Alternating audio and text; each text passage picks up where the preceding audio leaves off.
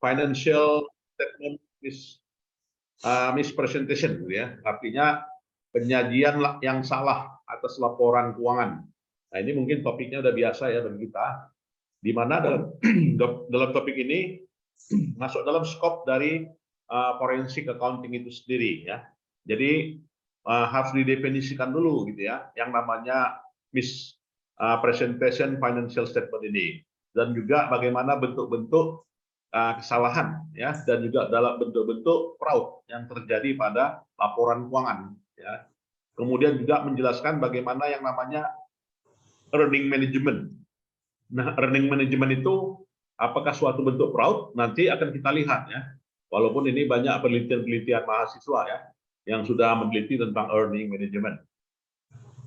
Kemudian juga kita akan melihat ya bagaimana yang namanya pengakuan pendapatan ya, kemudian juga melihat ya metode apa saja yang terkait dengan salah saji atas aset ya, kemudian juga melihat ya yang namanya pemahaman atas expense dan juga liability ya, kemudian juga pemahaman atas apa ya, book arrangement ya, artinya mempercantik laporan keuangan ya istilahnya ya, book arrangement. Kemudian juga melihat ya manipulasi penyajian dalam pelaporan keuangan. Kemudian juga kesempatan, tipe-tipe kesempatan ya, motivasi, kemudian tindakan rasionalisme yang berkaitan dengan yang namanya fraud atas laporan keuangan ya. Nah, itulah topiknya. Nah, jadi di dalam hal ini akuntan forensik gitu ya, ini membedakan ya bahwasanya laporan keuangan itu dianggap posisinya terlebih dahulu harus punya persepsi ya. Akuntan itu menganggap adanya salah saji gitu ya, atau disebut dengan mispresentation financial position ya, di mana salah saji itu hasil dari operasi ya, atau juga hasil dari arus kas.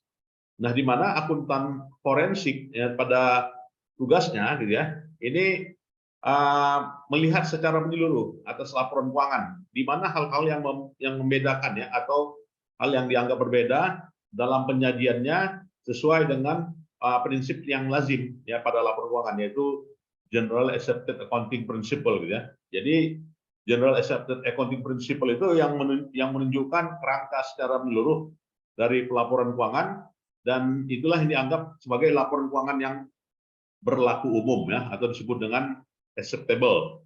Nah, terkait dengan yang namanya financial statement misrepresentation, nah ini kita definisikan adalah tindakan ya penyajian baik itu secara kuantitatif maupun juga secara kualitatif, termasuk di dalamnya adalah entitas yang ada pada pelaporan keuangan, terutama hal-hal yang berkaitan dengan pengungkapannya ya. Dan penyajian laporan keuangan meliputi atas mulai dari penyajian posisinya, hasil operasinya, penyajian dari cash flow-nya, yang dalam hal ini tidak dianggap sebagai menggambarkan suatu posisi yang benar ya dari suatu hasil operasi dan juga cash flow-nya ya. Jadi didefinisikan di sini mengindikasikan bahwasanya ada yang namanya salah saji ya, atau disebut dengan mispresentation ya. Nah, berkaitan dengan laporan yang namanya financial statement mispresentation, itulah yang namanya bentuk dari fraud ya. Itulah yang namanya bentuk dari kesalahan penyajian laporan keuangan ya. Jadi kesalahan penyajian laporan keuangan itu akan menghasilkan tindakan. Ya, tindakannya di mana meliputi apa ya, penyajian yang salah atas laporan keuangan, dan juga salah satu bentuk dari fraud. Jadi fraud itu terjadi secara aslinya karena adanya salah saji gitu ya, baik sengaja maupun juga tidak disengaja, dengan adanya bukti yang menemukan ya yang tidak sesuai dengan yang dilaporkan. Nah, itu kondisi yang apa ya, yang ada gitu ya.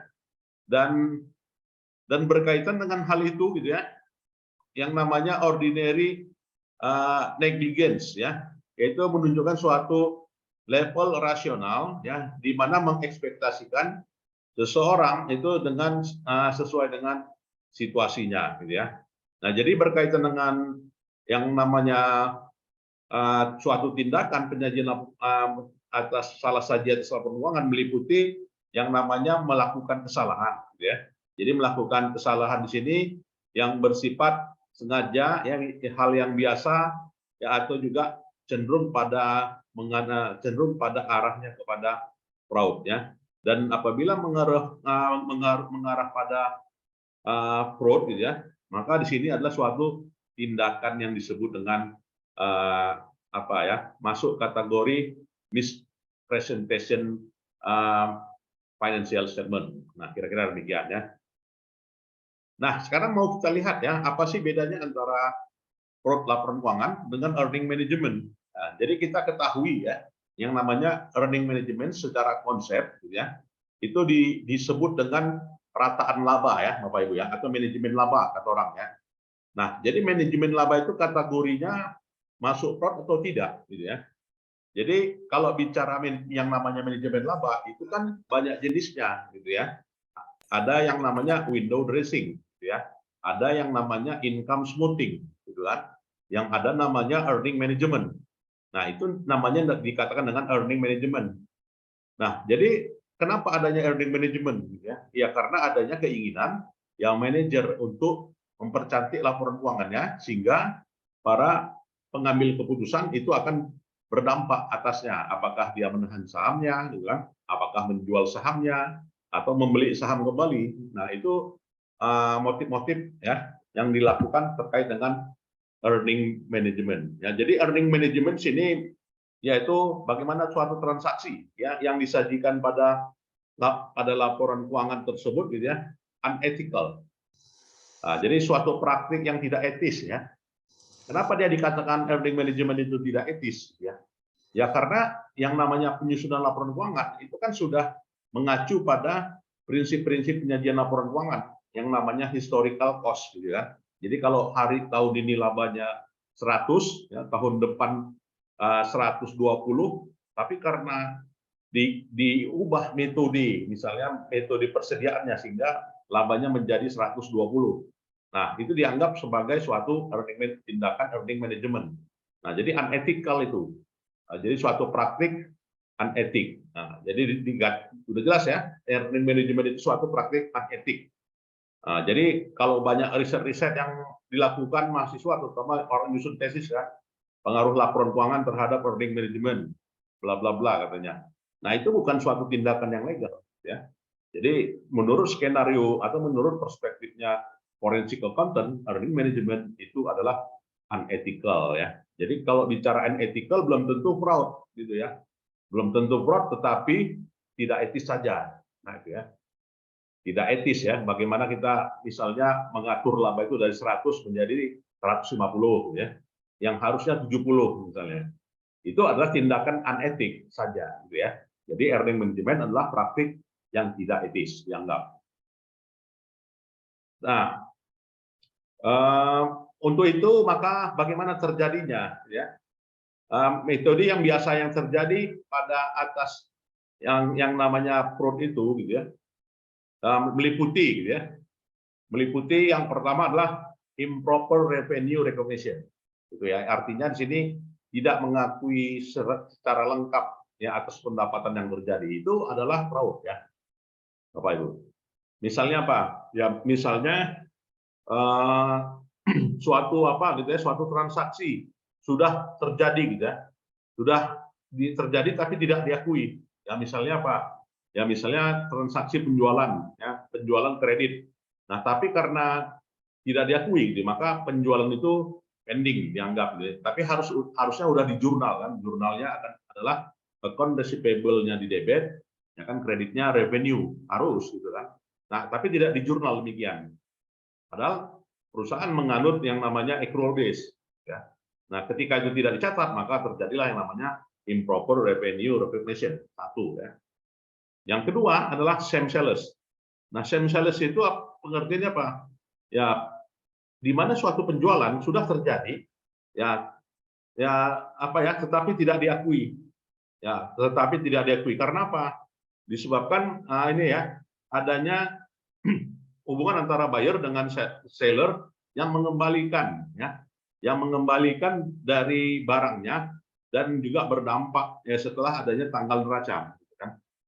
Artinya itulah yang namanya sham sales. Jadi seolah-olah terjadinya penjualan, gitu ya, tetapi batal barangnya dikirim. Nah, sehingga batal barangnya dikirim atau misalkan di cancel, gitu ya, yang harusnya terjadi maka tidak terjadi ya. Tujuannya apa? Ya, tujuannya adalah seolah-olah ada volume penjualan, ya. Padahal tidak. Ya, itu maka namanya sham sales. Sham sales masuk kategori fraud ya, Bapak Ibu. Kemudian juga suatu transaksi yang mengandung atau juga mengandung suatu hal yang tidak dicatat, gitu ya. Jadi suatu transaksi yang terjadi di mana fraud dicatat ya, atau fraud tidak dicatat atau malah dicatat tetapi dengan bukti fiktif. Nah, jadi dengan bukti fiktif tujuannya apa? Tujuannya seolah-olah terjadi penjualan padahal tidak ada. Nah, jadi namanya itu adalah sham sales. Sham sales termasuk dari fraud, Bapak Ibu ya. Nah, jadi masuk kategori financial statement fraud. Nah, itu. Nah, ini bisa dijadikan variabel ya kalau mau Bapak Ibu teliti jadi disertasi ya. Faktor-faktor yang mempengaruhi apa ya? Misalnya mempengaruhi eksistensi swalayan syariah misalnya. Kenapa bisa tutup? Apakah adanya fraud gitu kan? Apakah adanya faktor yang lain gitu kan? Nah, itu bisa Bapak Ibu teliti. Nah, kalau nggak salah saya Medan aja udah ada 25 kan. Nah, udah jalan 5 tahun yang bertahan berapa biji? Nah, itu sebenarnya bisa Bapak Ibu teliti jadi disertasi gitu ya. Apakah ada fraud oleh manajemennya? Nah, itu bagus ya Bapak Ibu teliti. Jadi yang jelas yang pertama adalah improper revenue recognition ya. Yang kedua adalah sham sales. Nah, itu. Yang ketiga adalah premature revenue recognition. Terlalu dini mengakui pendapatan. Malah terlalu dini mengakui pendapatan itu padahal masih kontrak gitu kan. Masih kontrak tetapi belum tanda tangan, tapi udah di jurnal. Nah, udah itu namanya premature revenue recognition. Ya Bapak Ibu ya. Jadi harusnya tidak diakui. Kemudian disebabkan karena improper cut of sales, nggak lengkapnya menutup periode penjualan. Nah, jadi ketidaklengkapan menutup periode penjualan modus dari yang namanya salah saji dari laporan keuangan ya. Yang ketiga itu adalah recognition conditional sales, masalah pengakuan kondisinya penjualan. Nah, ini tidak ditetapkan secara penuh, ya. Jadi itu variabel juga yang disebut dengan yang namanya fraud atas laporan keuangan. Kemudian yang kelima adalah misstatement of percentage completion contract. Ya, jadi tidak tepat mengakui persentase pelaksanaan dari kontrak. Nah, itu dianggap fraud juga, Bapak Ibu.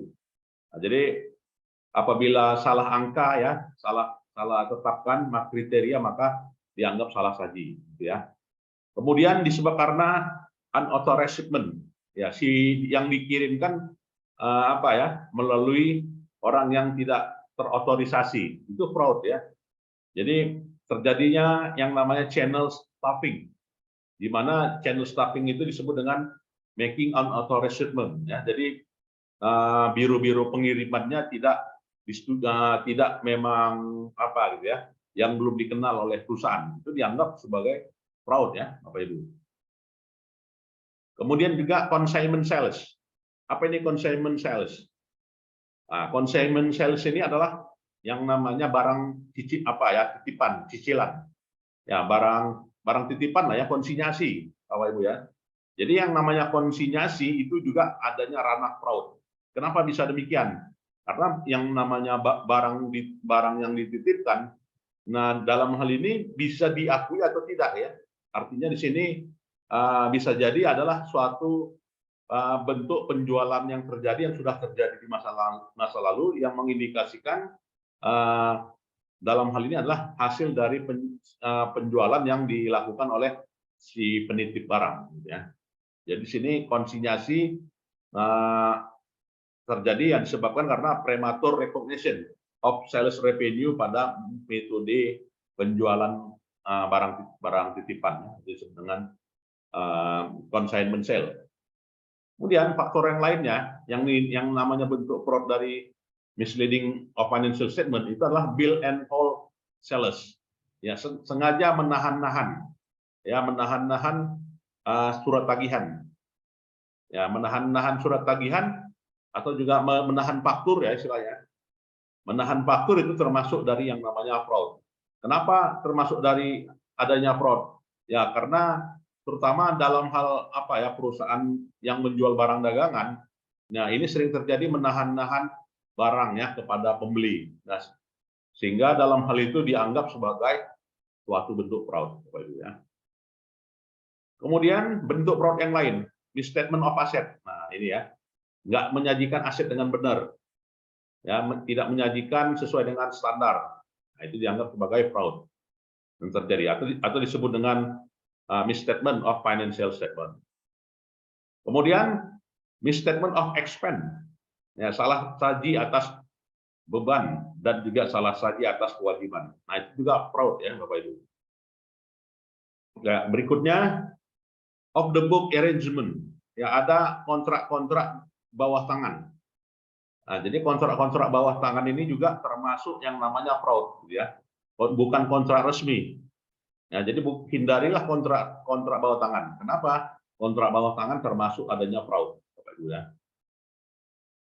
Kemudian kontrak yang lainnya adalah inappropriate financial presentation. Nah, jadi di situ penyajian laporan keuangannya tidak lengkap.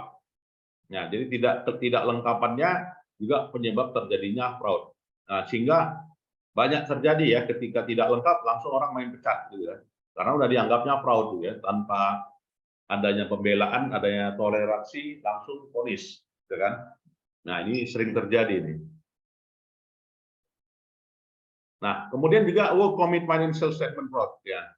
Jadi situ kenapa terjadinya fraud itu? Ya terjadinya ya karena 3 faktor. Ya karena ada kesempatan, ya kan karena adanya rationalization yang menyatakan opini yang menyatakan sesuatu itu suatu hal yang wajar, gitu ya. Tetapi adalah fraud. Itulah yang namanya rationalization, Bapak Ibu ya. Kemudian fraud itu terjadi karena yang namanya tekanan. Ya karena lagi nggak ada uang, anak mau sekolah, gitu kan, atau juga sering mabuk-mabukan, gitu kan, gaya hidup, gitu kan, gaya hidupnya sering belanja di plaza, gitu kan. Nah itu namanya pressure, tekanan. Nah jadi faktor gaya hidup merupakan yang namanya penyebab dari adanya fraud. Inilah yang disebut dengan fraud triangle. Walaupun dengan hal ini model-modelnya berkembang lagi. Ada yang namanya fraud diamond, gitu ya. Jadi faktornya udah 4 kalau yang namanya fraud diamond, atau juga fraud Washington. Nah, itu dimensinya banyak. Tapi yang jelas dimensi ini ditemukan oleh yang namanya oleh Donald Kise, ya kan tahun 55. Nah, jadi ini modelnya Donald Kise ya. Nah, jadi itu penyebab darinya fraud. 3 faktor ya penyebab dari adanya fraud, Bapak Ibu ya. Oke, berikutnya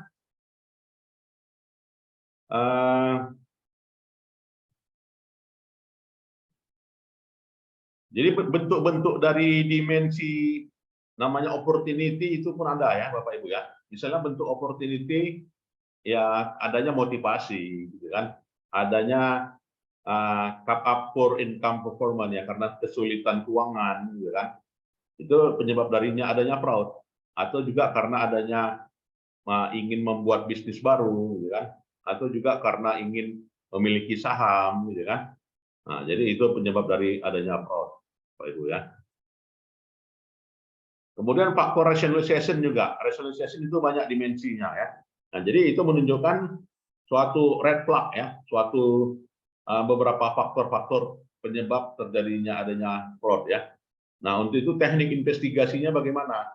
Nah, teknik investigasinya dilakukan dengan cara ini ya, complex organization structure ya. Jadi mengevaluasi struktur organisasi ya.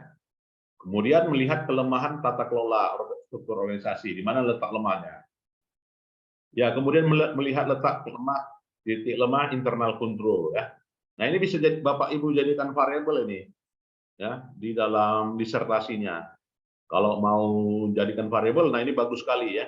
Jadi faktor-faktor penyebab terjadinya fraud pada swalayan syariah misalnya. Ya, kenapa tutup? Nah, ini bisa diteliti. Jadi bisa Bapak Ibu observasi gitu kan. Seluruh Sumatera Utara atau Aceh gitu kan. Nah, ini kelemahan-kelemahannya nih karena ini. Nah, ini juga bisa di apa ya. Jadi weak internal control, unusual complex transaction gitu ya. Atau juga frequent change auditor. Nah, jadi ini dimensinya ya. Jadi dari sisi company karakteristik ya, dari sisi manajemen and personnel ya, dari sisi accounting anomaly ya, dari sisi operating anomaly. Nah, ini dijadikan variabel Bapak Ibu ya. Atau juga disajikan berdasarkan pada financial condition and operating environment sampai sudden environment operating performance. Nah, itu bisa Bapak Ibu jadikan variabel ya. Nah, itu. Nah, untuk itu digunakanlah rasio-rasio ya untuk melihat kerasionalan atas penyajian laporan keuangan sehingga bisa dideteksi gitu ya adanya salah saji. Caranya dengan melihat nilai perputaran saldo piutang ya. Apakah perputaran saldo piutang ini menunjukkan adanya suatu kebijakan kredit atau karena lemahnya sistem penagihan? Nah, ini ya evaluasinya bisa dilakukan dengan melihat rasio ini atau melihat dengan rasio accountant receivable collection. Nah, jadi ini juga bisa Bapak Ibu sajikan sebagai judul ya. Sangat bagus sekali ini topiknya. Nah, kalau saya aja udah ketemu 2 judul di sini. Ya, 2 judul kalau dijadikan 2 disertasi juga bisa. Ya, Bapak Ibu. Nah, itu ya.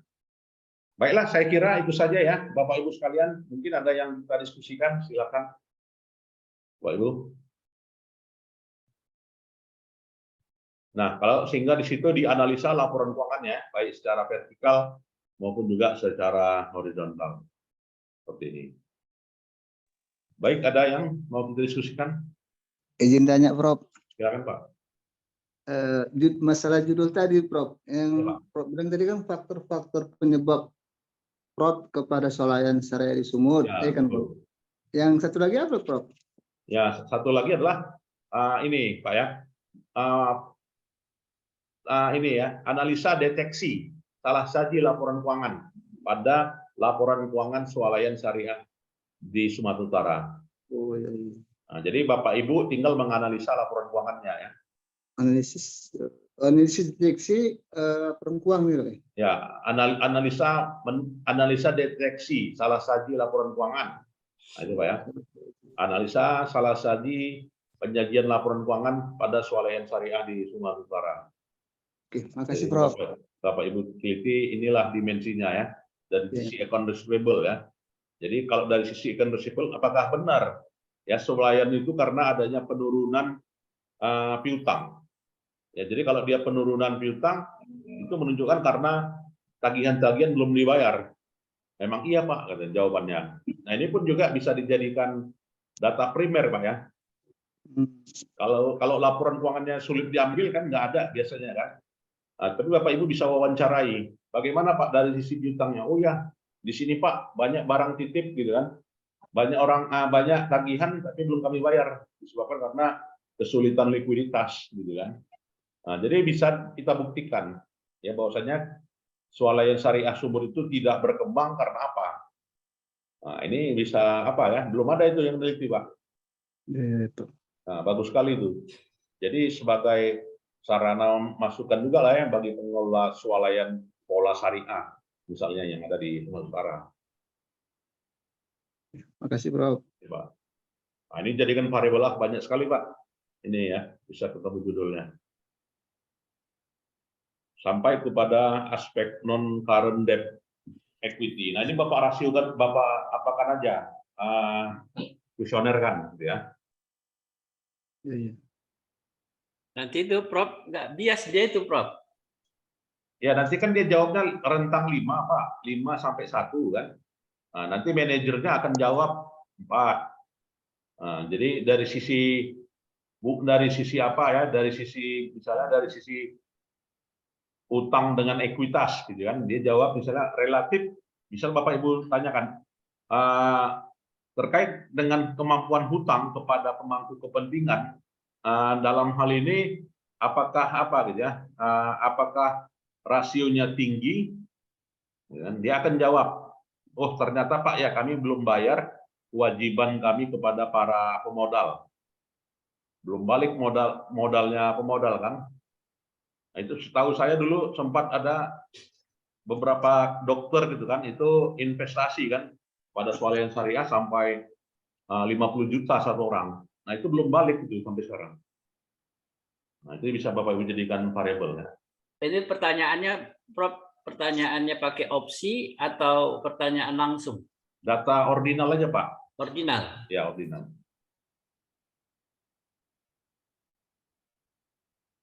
Baik, ada lagi Bapak Ibu? Ya, kalau tidak ada saya kira itu saja Pak ya, karena saya udah mau menguji lagi nih. Saya kira itu saja. Ya, selamat pagi ya. Minggu depan kita lanjutkan kembali Pak ya, Bapak Ibu sekalian. Ya, Prof. Ya. Terima kasih, Selamat pagi. Prof. Assalamualaikum warahmatullahi wabarakatuh. Waalaikumsalam warahmatullahi wabarakatuh. wabarakatuh.